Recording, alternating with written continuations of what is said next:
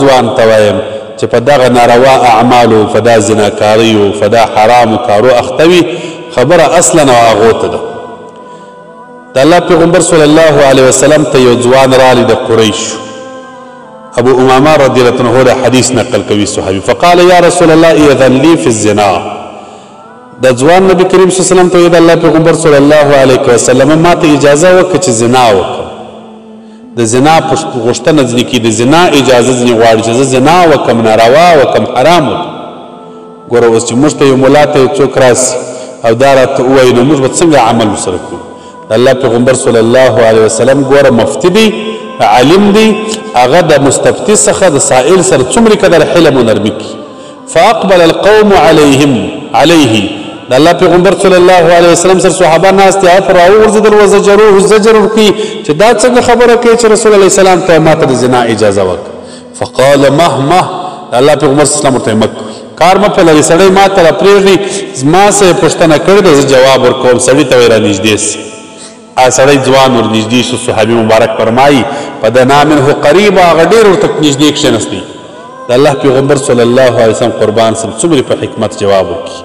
رسول الله صلی الله علیه وسلم ورته فرمایي اتحبوه لامک، ای ځوانه ستا دا خوښه ده چې ستا د مور سره دې یو څوک داسې عمل وکړي، دا ناجایزه عمل دې ورسره وکړي؟ قال لا والله جعلني الله فداک، قسم دې زما دا نه ده خوښه د الله پیغمبره، الله دې ما درته قربان کړي، دا مې بیخي نه خوښېږي چې زما د مور سره دې یو څوک داسې عمل کوي. قال وللناس يحبونه لامهاتهم، د الله پیغمبر صلی الله علیه وسلم ورته وایي وایي نو ته چې د یو چا سره داسې عمل کوې، زناکاري کوې، که هغه زنانه اولادونه ولري نو هغه انسانان خو هم دا نه خوښوي چې د هغو د مور سره دې داسې عمل وسي. ته خو لږ سوچ و فکر دلته کوه چې ته دا عمل کوې، آیا چې ستاسو د مور سره څوک داسې عمل کوي ستاسو به څه فکر؟ سبحان الله، څومره د حکمته ډک جواب وکړي. قال د الله پیغمبر صلی الله علیه وسلم اتحبوه لابنتک، آیا ستا دا خوښه ده چې ستا د لور سره یو څوک داسې عمل وکړي، دا دې خوښه ده؟ قال لا والله یا رسول الله جعلني الله فداک. یا صحابي ورته وایي قسم دی د الله پیغمبر دا مې نه ده خوښه چې زما د لور سره دې څوک دا عمل کوي، الله دې ما درته قربان کړي. رسول الله صلی الله علیه وسلم ورته فرمایي چې وللناس يحبونه لبناتهم، نو خلق خو لوڼې لري، دا لوڼې چې ته زنا ورسره کوې، حرام کار ورسره کوې، خو پلرونه لري، نو د هغو خلکو خو هم دا نه ده خوښه چې د هغو د لوڼو سره دا عمل وسي.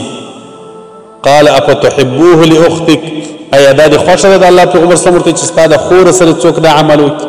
قال لا والله یا رسول الله جعلني الله فداک، اذا الله پیغمبر صلی الله علیه وسلم الله دې ما درته قربان کی، نه مې د خوښه چې زما د خور سره دې څوک داسې عمل کوي، دا مې غیرت او ناموس نه قبلي. د الله پیغمبر صلی الله علیه وسلم ورته وللناس يحبونه، انسانان هم د خوښي لاخواتهم، دا چې ته د یو چا سره زنا کوې ای ځوانه، د هغه خور ورور لري، د هغه ورور هم دا نه ده خوښه چې داسې عمل دې ورسره وسي، نو چې ته خپل د ځان لپاره نه خوښوې، لږ سوچ و فکر وکړه د هغه دپاره چې ستا د خور سره څوک داسې عمل کوي، ستا به څنګه یې ته په دا حال کې څنګه فکر به لرې؟ نو ته چې د یو چا د بل د ناموس د یو بل د خور ته داسې عمل ورسره کوې، دا فکر وکړه چې د هغه به نو څنګه خوښ دی، هغه به په دې کې څه فکر لري. دا خپل پر ځان د خبره برابره کړه، باره مسله حل کېږي. د الله پیغمبر صلی الله علیه وسلم خبره ورته اوږدوي، ورته فرمایي چې آیا ستا دا خوښه ده ستا د عمه سره څوک دا عمل وکړي؟ هغه ورته وایي یا د الله پیغمبره دا مې نه ده خوښه، الله دې ما درته قربان کړي. رسول الله صلی الله علیه وسلم وایي د خلکو هم دا نه ده خوښه چې د هغو د عمه سره د عمهګانو سره داسې عمل وسي، نو ته چې د یو زنانې سره دا عمل کوې خامخا به هغه یو وراره لري، هغه وراره یې نه خوښوي چې د عمه سره دې دا وسي. آیا ستا دا خوښه ده چې ستا د خاله سره دې څوک دا عمل وکړي؟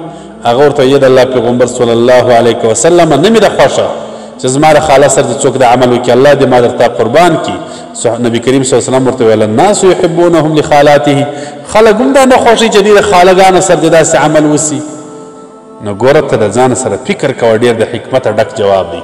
قال فوضع يده عليه، صحابي مبارک د الله پیغمبر صلی الله علیه وسلم لاس پر دې صحابي کښېښوي، وقال اللهم اغفر ذنبه وطهر قلبه وحسن فرجه، یا الله ته دته د ګناه بخښه وکړې، الهي ته دې صحابي زړه ورپاک کړې، الهي ته دې صحابي دا فرج و عورت وساتي د زنا څخه.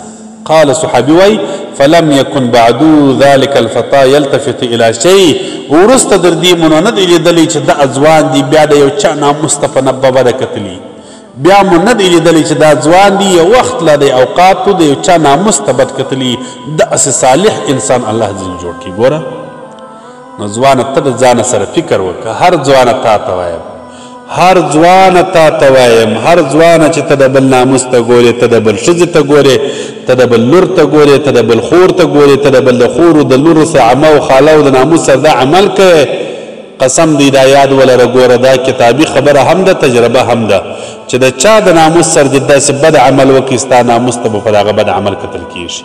که د چا پر ناموس تجاوز وکړي ستا پر ناموس به تجاوز کېږي. که د چا پر خور پر رور پر مور تجاوز وکړي ستا پر خور پر رور پر مور به تجاوز کېږي. یاد ولره دا تجربه ثابته. نو چې د ځان لپاره چې دا نه ده خوښه دا فکر لږ کوه په دغه حال کې چې ته د بل ناموس ته په بده ګورې خپل ناموس در یاد ولره. په دا وخت کې خپله خور یاد ولره په دا وخت کې خپله مور یاد ولره چې ستا مور ستا خور په دغه بازار کې په دغه کوڅه کې په دغه ځای کې وي او بل څوک دغسې ورته کوي ته به څه فکر کوې نو داسې د بل چا د ناموس هم لحاظ وساته. الله دې مو اصلاح کړي الله دې مو په زړه کې یو فکر و سوچ راواچي. ډېر بد حال دي مسلمانانو ډېر مسلمانان په سخت یو په ناجایز او په ناروا باندې زموږ ځوانان ګرد عمر د بل په ناموسو په ناروا و اخته په یو رنګارنګ بدنامیو اخته دغه دعاوې کوي ځوانانو اللهم اغفر ذنبي وطهر قلبي وحسن فرجي. دغه دعا دې هر ځوان کوي الله به د نارواو د حرامو خلاص کړي. الله دې موږ تاسو اصلاح کړي. الله دې مو د بل د ناموس فکر را سره پیدا کړي. الله دې زموږ ځوانان اصلاح کړي چې د آخرت فکر ولري د دنیا فکر نه چې د آخرت فکر. ګور د زناکار سره حدیث مبارک دی د زنا په وخت کې ایمان وځي. د زناکار سره زنا په وخت کې ایمان پورته کیږي. کبي ایمان سړی مړ شي څه حال وي نن څه حال دي نن خو پاکستان کې علی الاعلان پر ښکاره باندې رادیوګانې غږیږي چې د زناکاري مرکزونه نعوذ بالله خلاصیږي.